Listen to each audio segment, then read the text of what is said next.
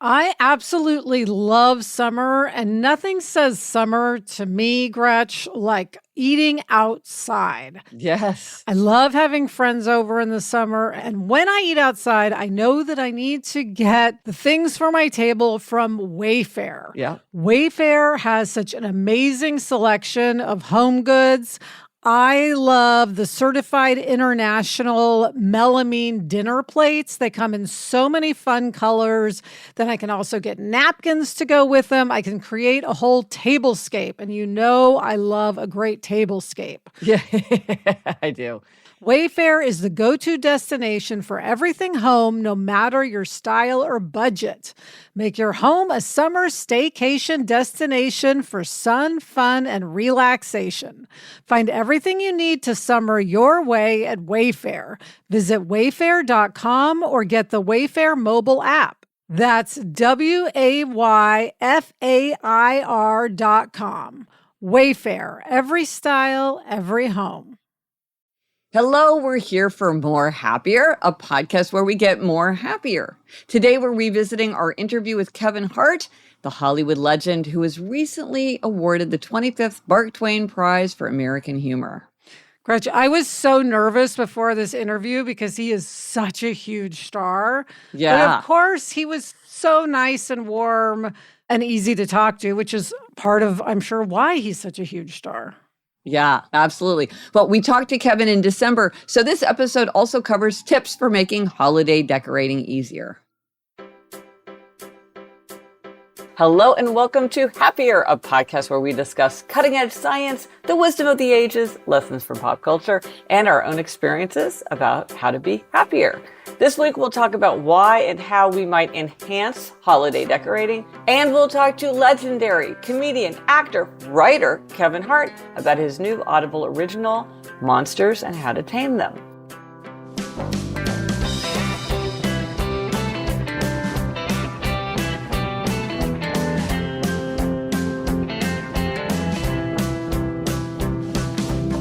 I'm Gretchen Rubin, a writer who studies happiness, good habits, human nature, the four tendencies, the five senses.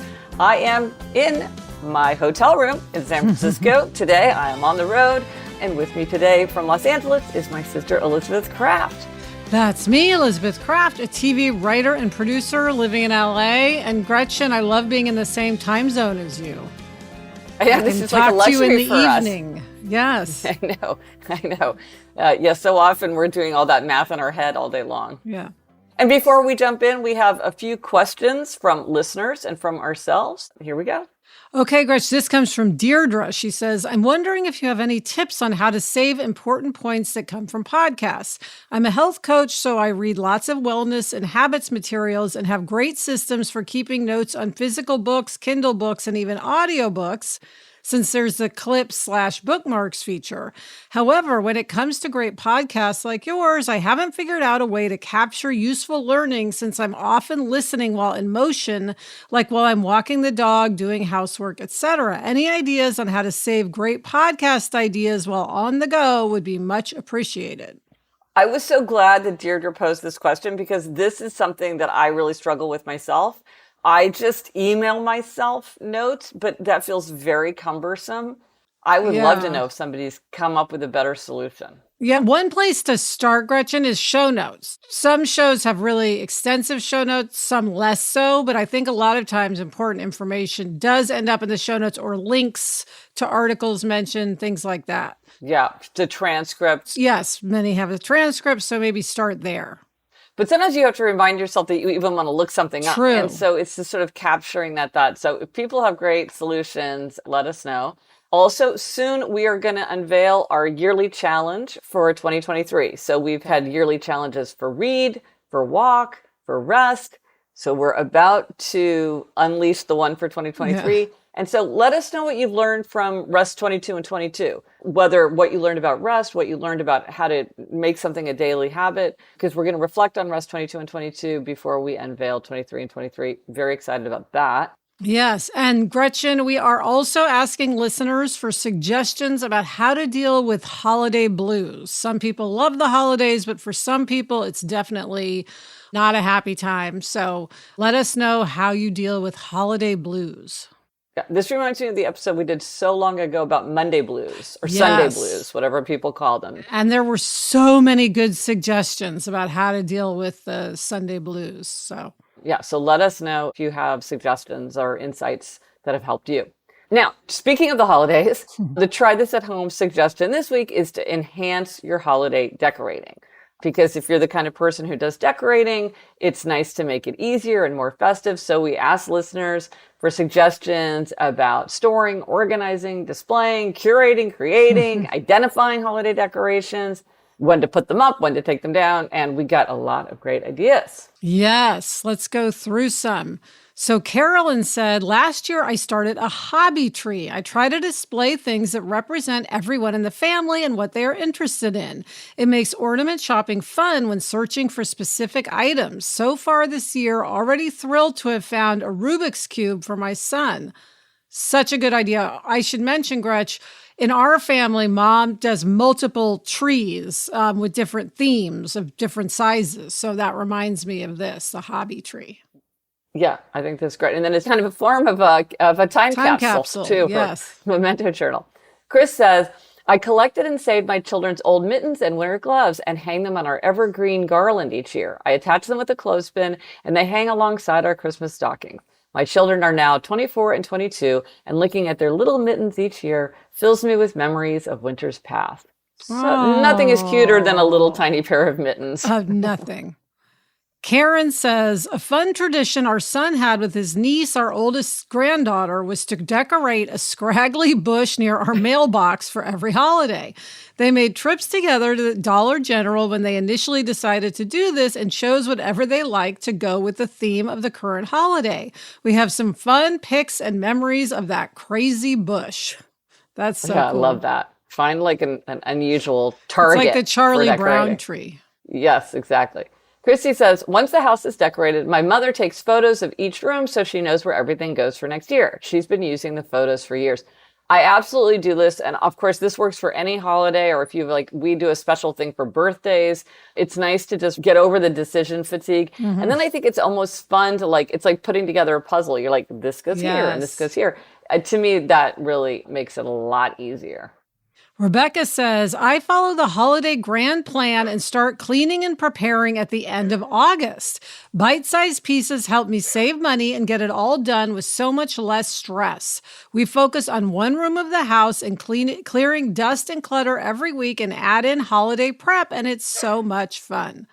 Rachel says, sensory overload is a real holiday struggle. Since I can't handle lots of bright, flashy, blinking, scented stuff everywhere, I stick to natural or natural-looking decorations.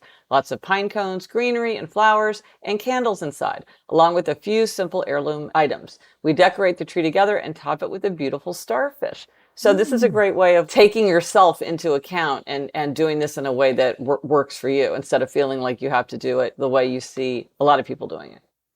This one cracks me up. MC says, I leave the decorating to my 11-year-old and appreciate his efforts. Yeah, there you go. Delegate.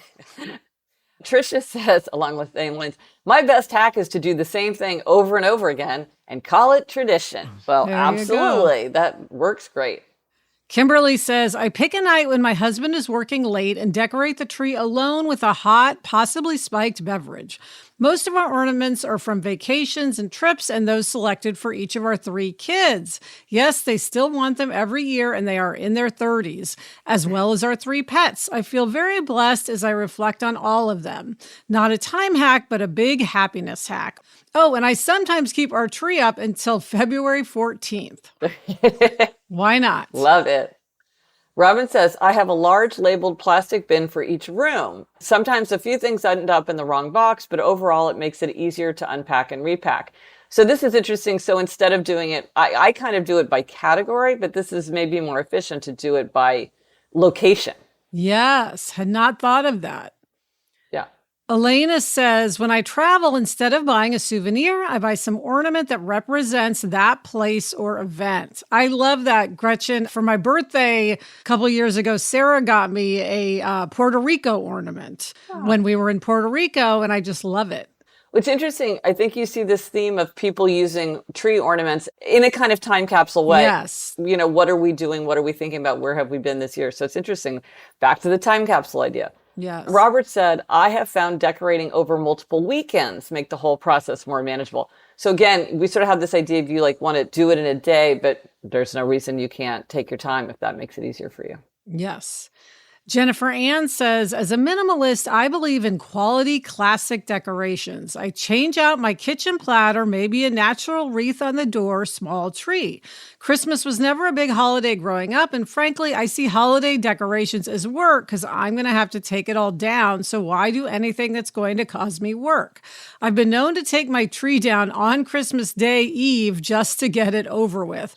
But I do love the build-up with Christmas movies and music and opening presents with my family.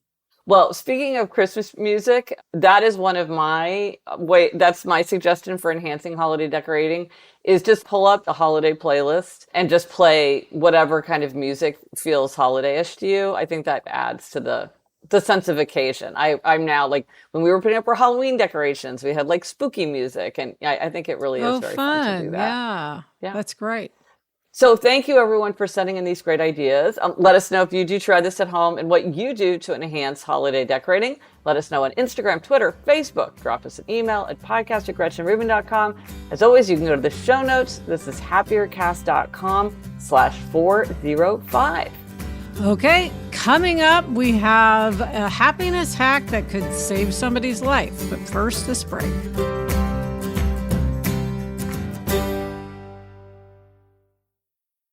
Whenever I'm gearing up for my next trip, deciding what to pack is always so stressful. The clothes I have either don't fit or worn out or just don't match.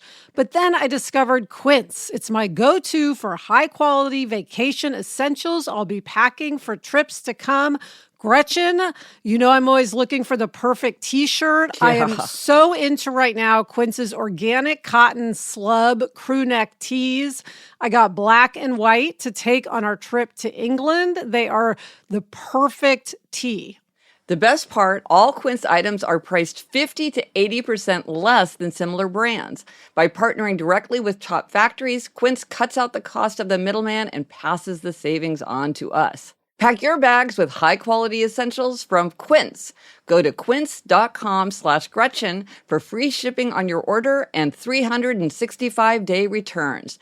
That's QUINCE.com/Gretchen to get free shipping and 365-day returns. Quince.com/Gretchen. This show is sponsored by BetterHelp. Do you tend to compare your life to others? Does social media play a part in that? I know I've done it in the past. I know that it brings me great angst whenever I do because comparison is the thief of joy. Therapy can help you focus on what you want instead of what others have so you can start living your best life.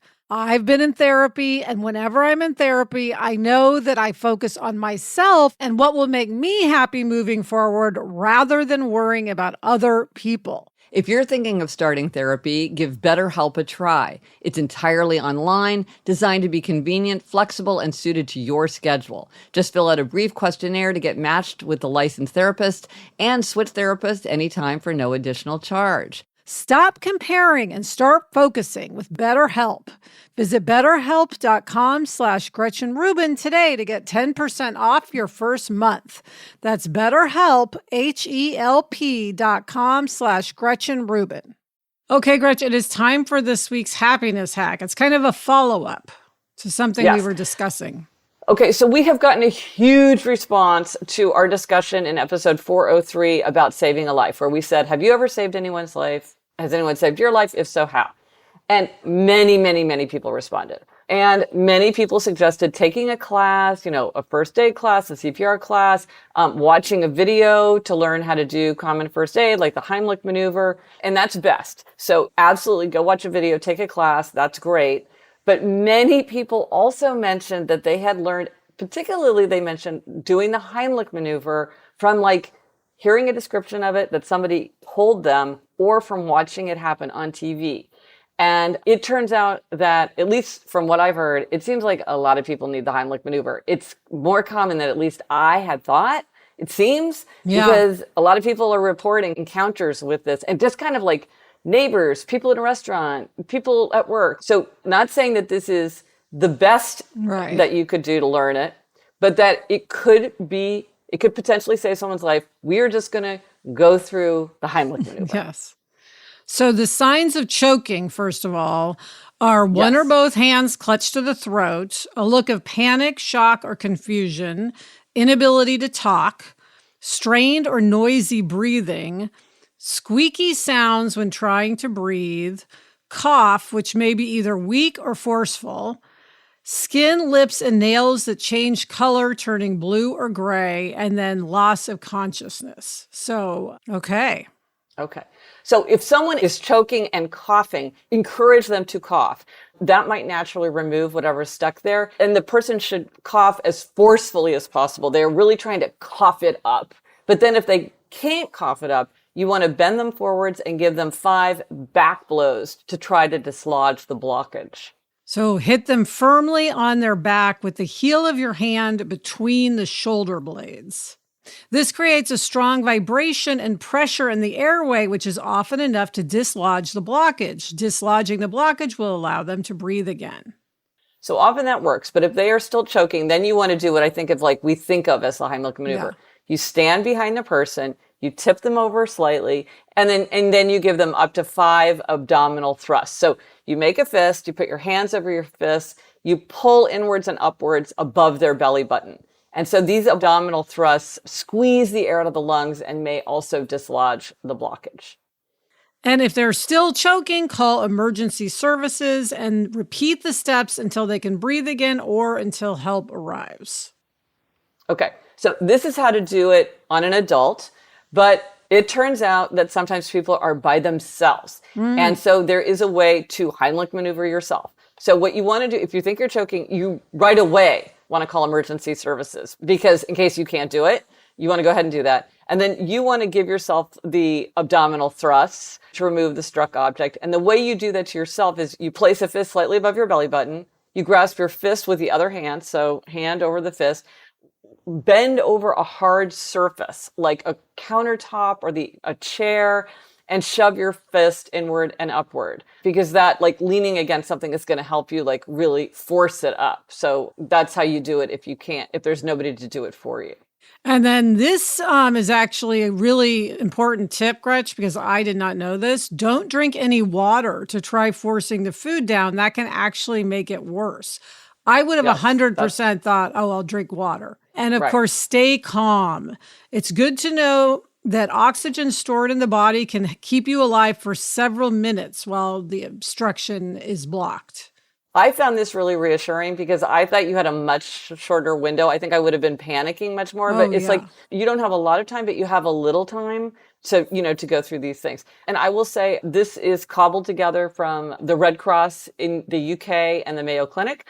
And in the show notes, I'll post links if you want to follow up. And judging from all the people that we heard from, this is just a really good thing to know about. Absolutely.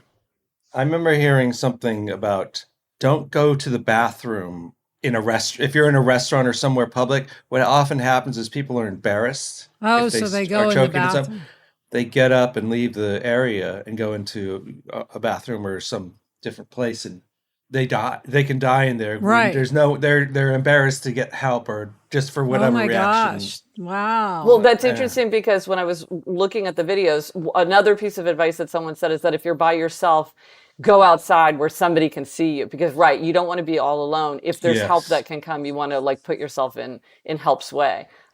So that's great to think about too. You want to do it, but you want to have other people aware of what's going on. Yeah.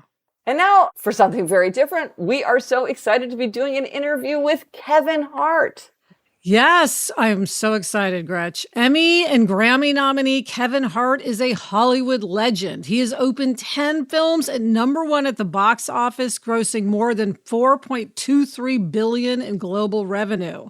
Hart has also become a successful entrepreneur. He is chairman of Heartbeat Productions, a global multi-platform media company creating entertainment at the intersection of comedy and culture. And if all that is not enough, Kevin Hart is a New York Times bestselling author with projects like The Decision And I can't make this up.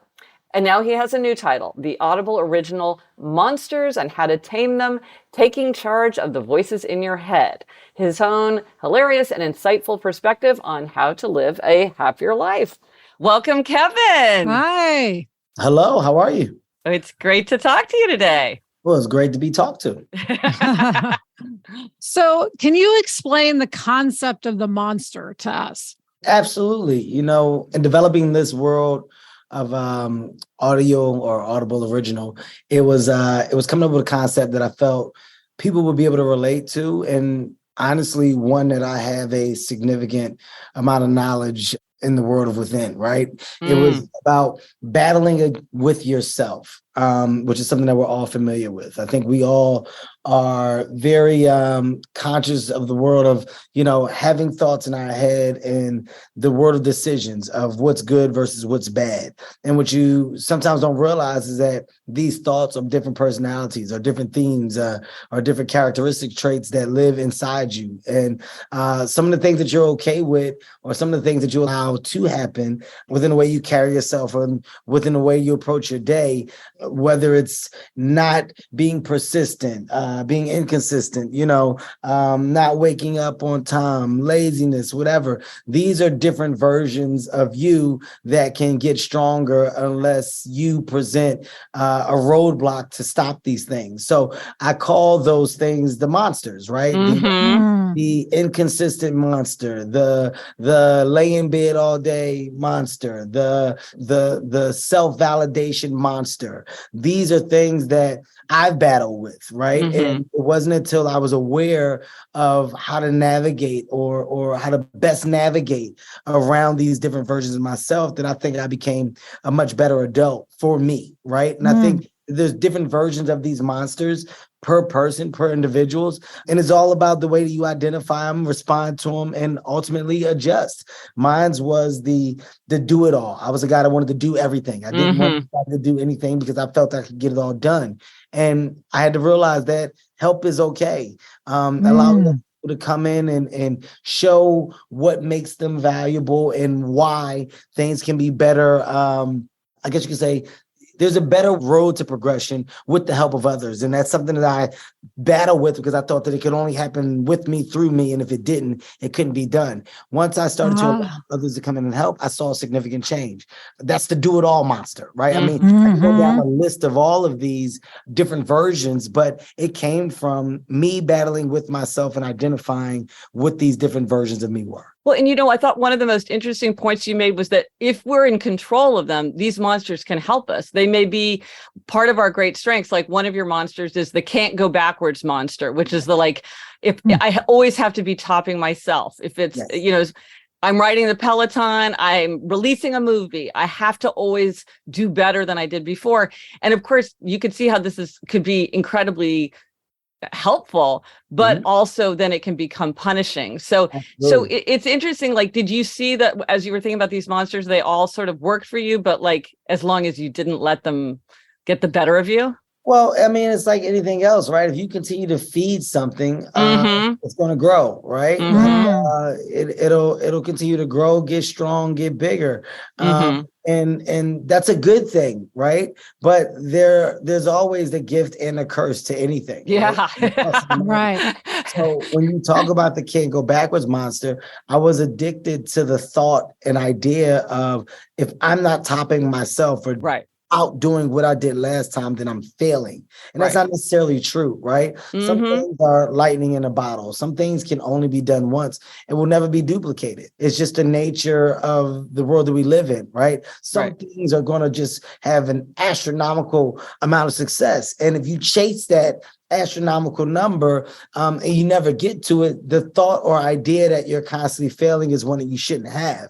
The win is within the attempt. The win is within the effort and giving yourself 1,000%. And the way that I had to put that monster at ease while still allowing that monster to motivate me was also making that particular monster within me understand, no, look, this doesn't mean that I'm not doing well. Right? It doesn't mean that I'm not having success. It means that I'm not having that top clear level of success, but the work that I'm doing and the level of achievement that's coming from the thing that I'm starting or the thing that I'm completing, it's still something to talk about for me. It's not about the idea or reception from others. It has to be about the fulfillment for you. And this goes into another monster, which is the validation monster, right? With these levels of success, you're looking for someone on the outside to go, yay, good. Yeah, approval. Yes, getting a gold star. And if you don't get that gold star, you don't get that applause, you don't get that celebration, then you start to look around like, wait, did anybody see or is it here? And, once again, it's good to receive it. It's good to enjoy it, but it's not good to need it. You shouldn't feel like you need it. And there was a moment where I was getting so much of it that it became addictive and I felt like I needed it. And that's when I identified what that particular monster was really good at, what that monster had amped me up to want and basically drive for. And once again, it's about controlling the monsters. It's not about killing them. It's not about putting them in the box and going, you never rear your head again. It's about understanding the good and the bad that's attached to them. And through the years of getting to the age of 43, that's what I've been able to do. And now, I'm just in a place where I have a much better idea of how to best use these particular monsters or personality traits of mine to my advantage. Well, and you say in the book, you talk about how your mother's death, as well as being severely injured in a car accident in 2019, sort of served as a wake-up call and helped you start identifying these things. Absolutely. Absolutely. I mean, look, there's a light bulb that shines a little brighter than anything to us all at different times in our lives, right? And it's up to you to really realize why this light is so bright, why you were able to receive it with so much clarity. From my accident, I mean, I think the biggest piece of understanding that come out of that was, what's really important, what you really need versus the things you want. That's a big thing, right? The need versus the want. And, you want a lot of material items. You want financial success and you want the fame and lights, camera, action, or you may want corporate success or whatever. These are wants. But the things you really need is a foundation. And that foundation is one that stands on love and support. And, where does your happy really, really perform? Where is your happy? Where do you best see and realize where you're your best person? And that was with the ones that I love the most, right? That was when I got to see within these four walls around me, if that room were to close in, or if it wasn't a room and it became a space, who's going to be there? And I got to see the people that were there on a day-to-day basis and the people that really helped fuel and energize my motivation to get out of this particular energy, get back to myself. But more importantly, when I get back to life, it was about taking that same energy that I had then and applying it to my now. So, the prioritization that goes into family time, quality time, making sure that I step away from the fast life that I live to give that thing the fuel that it needs to continue to grow and go at the level that it has for years. That's what my light bulb that went off was all about. And, my mother passing, right? It's like, you take for granted the time that you have on this earth with the people that you love. Make sure that you express how you feel and make sure that you show that you value those relationships and value that time, because once it's gone, it's gone. And, you definitely don't want to live a life where you're questioning if you did enough or if a person felt or knew how you felt. Like, you never want to be in that position. So I was very close to my mother, and losing my mother, it just made me stronger, and it helped me just gain a different perspective on life once again, and how to approach the relationships that I have around me that I value the most. Well, and one of the things that I think makes Monsters and How to Tame Them so powerful and certainly interesting and relatable is that you reveal so many things from your own past, your own experience, your mistakes, you confess a lot of things. You're very candid. Now, does that come naturally to you, or did you have to really make a decision that you wanted to be so upfront about that? No, it's not a decision that was made at all. I'm transparent. I'm authentic. And, me and my high level of authenticity is what got me to where I am today.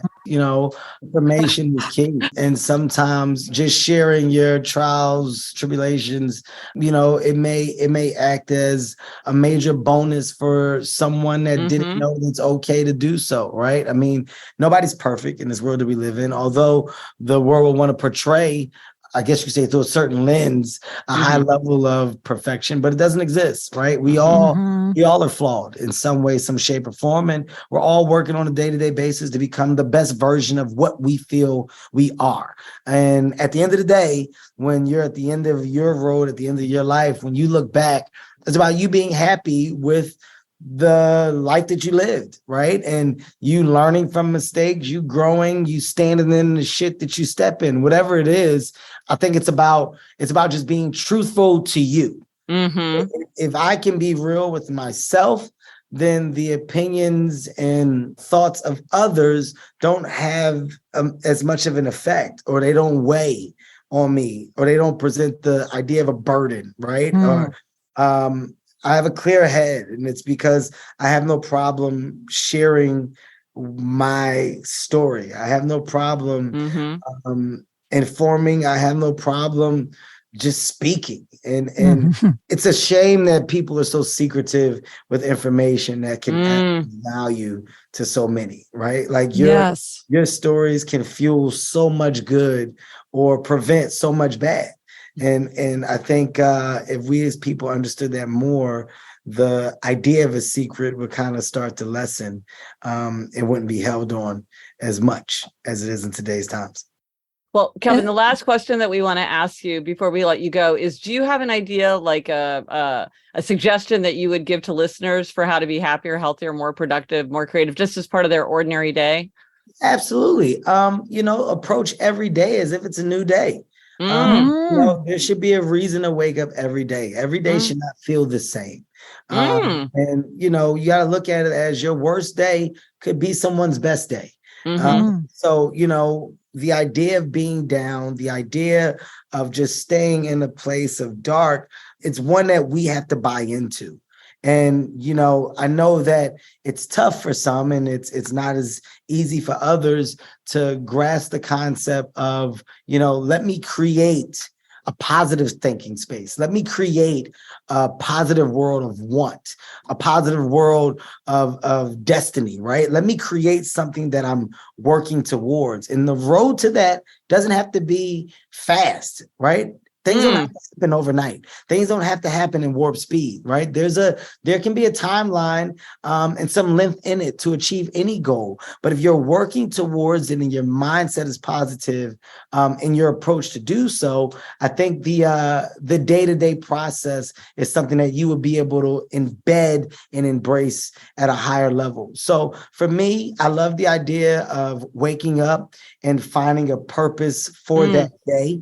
I love the idea of working on myself, whether that's in health and wellness, whether that's in knowledge, whether that's in just learning new ways to be more vulnerable or be more open. We age year after year because you're improving.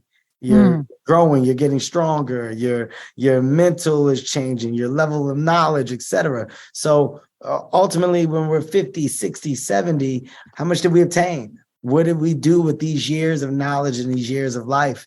And the answer should be improve, right? So your day-to-day work should just be on the side of improving, and you'll find happiness in any level of improvement. Getting better is a happy feeling.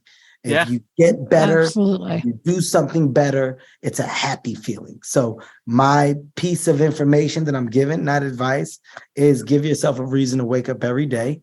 And when you do, go to sleep knowing that you did something better than you did the day before.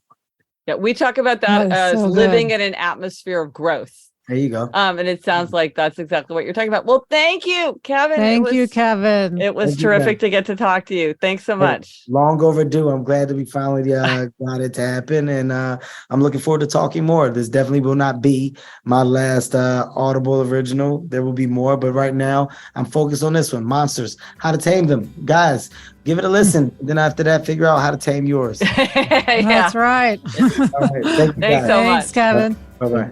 Coming up, Gretchen has a self-care demerit, but first this break.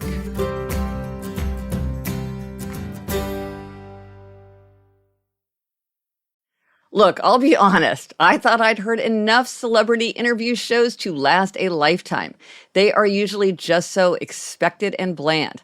That's exactly why NPR's newest show, Wildcard, sticks out so much. It's got huge thinkers, actors, and stars, sure, but it gets at what's weird about being alive in a way that I haven't heard done before. Wildcard is sort of like an existential game show where a deck of cards controls a conversation and the conversation feels like a party game. What I love about the show is I love that it's so surprising. You never know what's going to come next. The guest doesn't know what's going to come next. The interviewer doesn't know what's going to come next. And I love that. I love the gamified quality of it, the randomness of it. You'll hear things like Jack Antonoff describing why boredom works, Jenny Slate on salad dressing, and Issa Rae on the secret to creativity. Wildcard comes out every Thursday from NPR. Listen to it wherever you get your podcasts. You've heard us talk about Great Jones and their stunning high-quality cookware. Well, I have to say, since I got my Saucy, I have found it much more fun to cook. The Saucy is a terrific saucepan with curved sides, a pouring spout. It comes with a lid. It looks gorgeous just sitting there. It makes it easier and more fun to cook. And I realized that that's the exact intention of Great Jones. As a women-run New York-based brand, Great Jones wants to equip and empower people to cook at home and make kitchen our happy place. So whether you're baking sourdough, cooking scrambled eggs, or looking to transform your kitchen into your happy place at a great price, we can agree that it's time to upgrade from those old rusted hand-me-downs to the bold, beautiful, long-lasting pieces from Great Jones like we did. Get started today at greatjones.com and get an extra 15% off your first order with promo code HAPPIER. That's greatjones.com, promo code HAPPIER. Gretchen, you know that Adam and Jack and I love to take our dogs, Daisy and Nacho, away for weekends. Yes, I do. So we got a great Airbnb in La Jolla, and it was so much fun because we could take the dogs down to the beach every day. They had room to run around, and it wasn't like we were all in one hotel room on top of each other. We could all have space. Go to Airbnb for your next adventure. Okay, Gretch, it is time for this week's Demerit and Gold Star, and you're up this week with a happiness demerit. Okay, this is a small thing, but it is one of those things where, like, I just did it knowing that I would regret it. You know, it's one of those things where you're just like, okay, I'm going to wish that I had made a different choice. So I have very, very dry skin. And so every time I take a shower, I put on body lotion because otherwise I get like very, very itchy and uncomfortable and my skin just feels weird and just bothers me. And lately I've been going in the shower and getting out and just being like, you know what? I don't feel like I need body lotion. And it's not like there's anything different. And then a couple times I've had to like take off all my clothes and put on body lotion like 2 hours later because I was so uncomfortable. And this is something where I know perfectly well. It's kind of a stage that I don't enjoy, but I need to do it because later on I will wish that I had done it. And I don't know what has happened in my brain where I feel like somehow I'm off the hook where I am absolutely not off the hook. There's no reason to be doing this. So I'm hoping that by saying this demerit, I will like get a grip on it. Well, Gretch, I'm wondering if now that it's getting into winter, if it feels cold to you to put the lotion on and you suffer from cold, so you want to get dressed quick. That is 1,000% it. Now that you say that, yes, that is exactly the issue because it feels cold putting it on and then putting my clothes on, it changes the texture of it, which bothers me much less when it's warm. That is exactly right. And you would say, hey, inside your apartment, isn't it always room temperature? And yet, I don't understand why it is room temperature. And yet I do feel a lot colder in the winter. Yeah, I mean, I wish there was I could get heated hand lotion. Well, they may have that. They have for babies, they have baby wipe warmers. So yeah, a heated lotion warmer might absolutely be something you could own. I'm going to do some research and look into that. Now, I mean, on the one hand, is this a device that nobody needs? Yes. Right. Is this something that I might actually use and enjoy? Yeah. I mean, I use my egg cooker. So maybe. Yes. Okay. I'm going to do a little bit of research. Could be a holiday gift coming up for me. Yeah. I will find out. Elizabeth, what is your goal? You get a gold star for thinking of that. What's your other gold star? So I am giving a gold star, Gretchen, to the rain in LA. Recently, we had 2 solid days of rain, which we never have. And it was just so cozy and fun to be in the rain. And I felt like it was a reset for everybody, for me, for just everyone in LA. I felt like when the rain cleared, it was I don't know, a new day, a new breath, a new something. It just felt like the city was starting anew. So it just had a great feeling. And, we just get so little rain. It was just very significant. What's interesting, because, clerking for Justice O'Connor, she often mentioned, because she grew up on kind of a remote Arizona cattle ranch, and she just said every drop was precious. They thought about rain all the time and how important it was. So it's one of these things where if it rains frequently, like it rains in New York very frequently, you don't think much of it, but then it's really something to be very grateful for every time it happens, especially now. Yeah, so I love that LA rain. Clean the slate. Yes. Wipe it clean. Yes. Okay, the resource for this week. Okay, we now have jump starts in the Happier app. Okay, people have really loved all the different jump starts, which is super fun. And as we've been talking about in this episode and for a while, holidays are really fun, but they can also be a time of stress and hassle. And so the newest jumpstart is the holiday jumpstart, and it is in the Happier app. So if you go to the Happier app, you see daily prompts to help you plan ahead, check items off your to-do list, find ways to enjoy and appreciate, be present. It's free. You can use with or without a subscription to the Happier app. And so the first 7 days is 7 days of planning. The next 7 days is 7 days of doing. And then the next 7 days is 7 days of appreciating. So they kind of change as time goes by. And you can get the Happier app from the App Store or Google Play. And if you want to learn more, go to thehappierapp.com. You get lots of information there. Great. So what are we reading? Elizabeth, what are you reading? I am reading I'm Glad My Mom Died by Jeanette McCurdy. And I am reading Consider This, Moments in My Writing Life After Which Everything Was Different by Chuck Palahniuk. And that's it for this episode of Happier. Remember, try this at home. Enhance your holiday decorating. Let us know if you tried it and if it worked for you. Thank you to our guest, Kevin Hart. Listen to his new Audible original, Monsters and How to Tame Them. Thanks to our executive producer, Chuck Reed, and everyone at Cadence 13. Get in touch. Gretchen's on Twitter at Gretchen Rubin, and I'm on Instagram at Liz Craft. Our email address is podcast@GretchenRubin.com. And if you like this show, please rate, review, follow, recommend. That is how other people discover our show. Yes. Until next week, I'm Elizabeth Craft. And I'm Gretchen Rubin. Thanks for joining us. Onward and upward.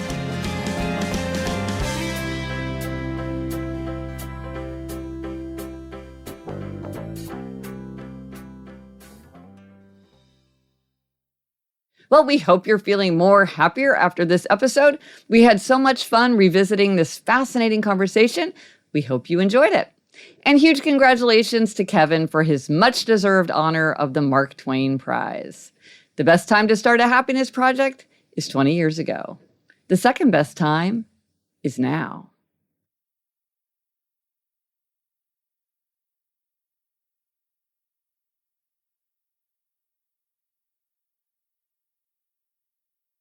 Clearing dust and clutter every week and add in holiday prep, and it's so much fun. Wait, can you hear the dogs, Chuck? Yeah. Do I need to do something? Yeah. Let me go give them something. Sorry. Okay. I feel like we're starting to hear that from Elizabeth. every recording session. What do you think? More and more. Corgis. Maybe she'll get a third one and be cacophony.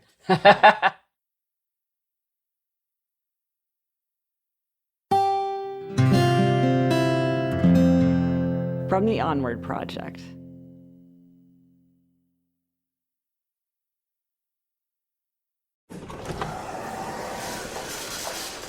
Hi, and welcome to IKEA. How can I help? Oh, my schedule is crazy. I just want some me time. Maybe it's time to embrace the joy of staying in. With comfortable beds, pillow and decor, mood lighting, and so much more, you can turn your bedroom into the place to be. Oh, sounds like a dream. We've got you. Visit us in-store or at ikea-usa.com/sleep to create your dream bedroom today.